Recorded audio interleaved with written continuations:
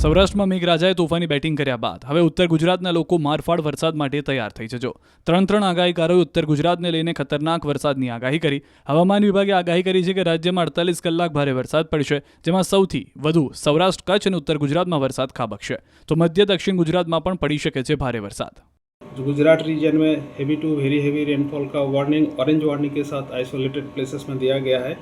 वो है साबरकांठा, आरावली और महासागर के लिए दिया गया है।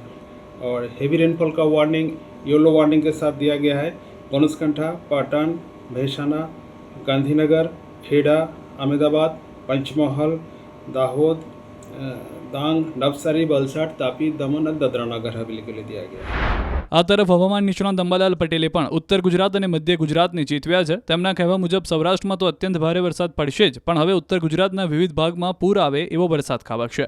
28 ઓગસ્ટ સુધી ધબધબાટી બોલાવશે। ગણેશ ચતુર્થીએ પણ વરસાદ થઈ શકે। તારીખ 23 થી 26 ઓગસ્ટમાં ઉત્તર ગુજરાતના કેટલાક ભાગમાં ભારેથી ભારે વરસાદ થવાની શક્યતા રહેશે।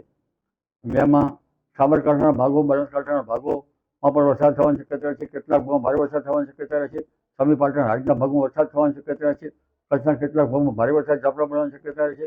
આ ઉપરાંત મધ્ય ગુજરાતના ભાગોમાં પણ ભારે વરસાદ થવાની શક્યતા રહેશે।